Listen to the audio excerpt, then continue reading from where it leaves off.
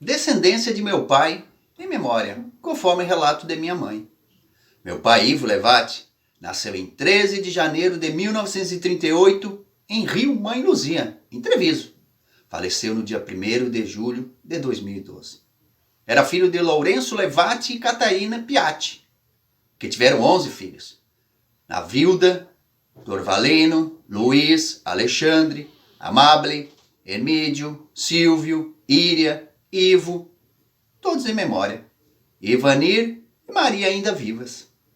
Seus nonos são Alexandre Levati e Elizabeth Arconte, que vieram da província de Bergamo, região da Lombardia, na Itália. O casal chegou ao Brasil depois de longa viagem de navio, desembarcando no porto de Mituba, em novembro de 1891.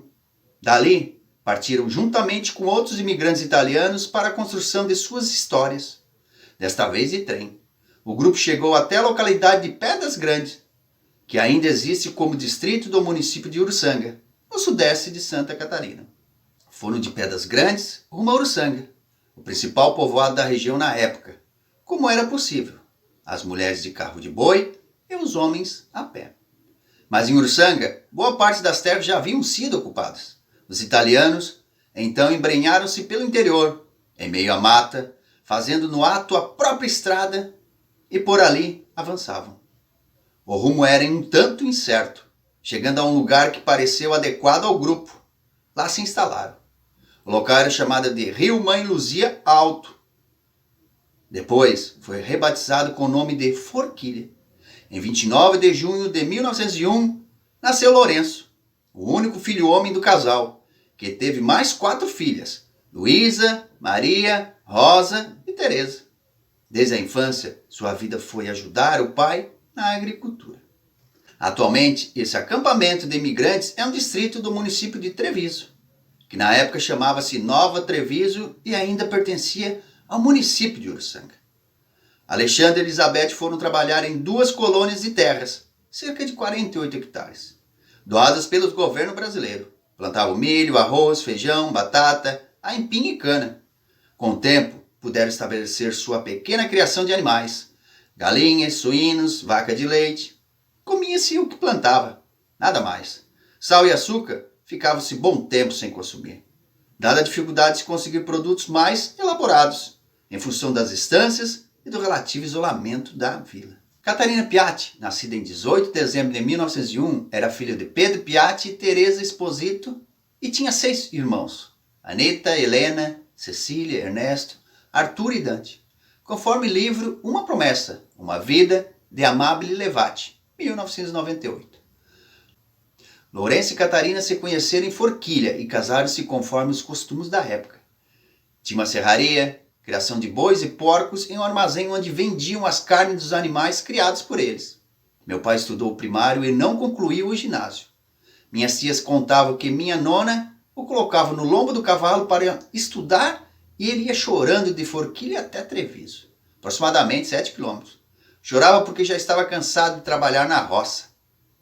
Ainda solteiro, trabalhou bastante tempo no comércio familiar em Treviso, com o cunhado Modesto Carminati, casado com sua irmã Amable Levati. Depois, trabalhou de eletricista na cooperativa de Treviso. Nessa época, se casou com minha mãe.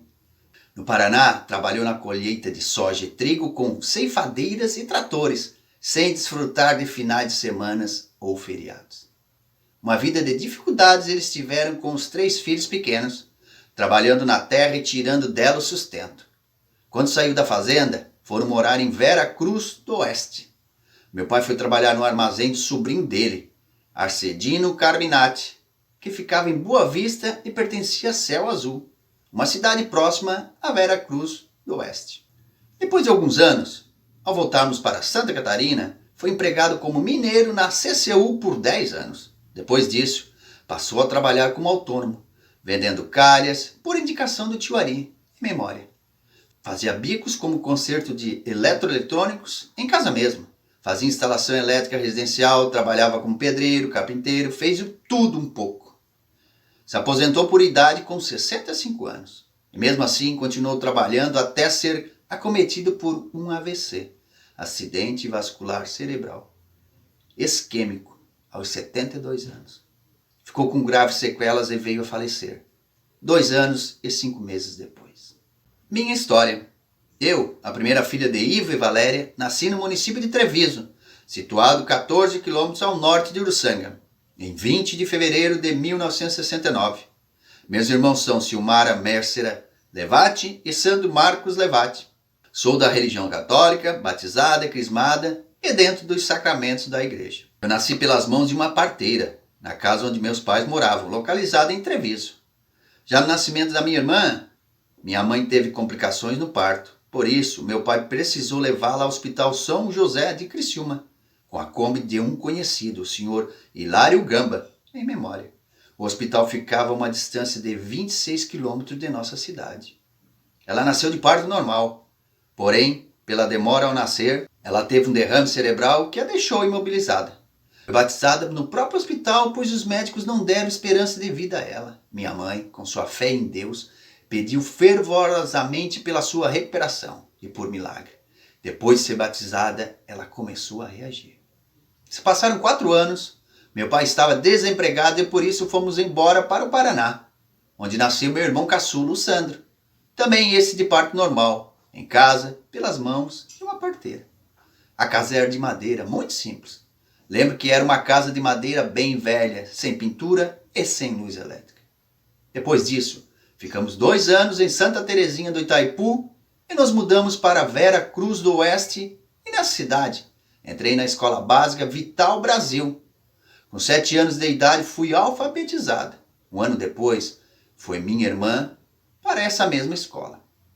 Estudei até a metade da 4ª série. Foi somente nessa casa que fomos ter luz elétrica e adquirimos nossa primeira televisão em preto e branco, da marca Philips, onde os vizinhos se reuniam aos domingos às 19 horas para assistirmos, sentados no chão, o programa dos Trapalhões. Lembro que ia buscar leite naqueles litros de vidro, que antigamente vinha refrigerante, na casa de uma vizinha chamada Gaúcha. Andava sempre descalça.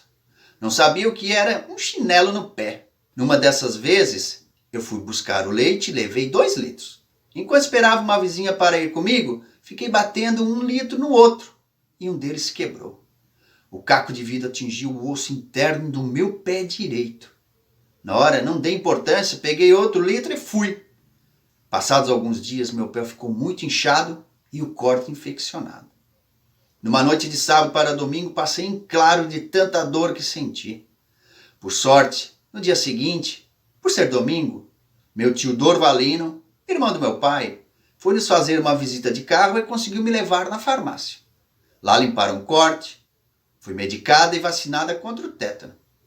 Em questão de dias, meu pé já estava melhor. Lembro também de andar de carroça com um cavalo atado, dessa vizinha chamada Gaúcha.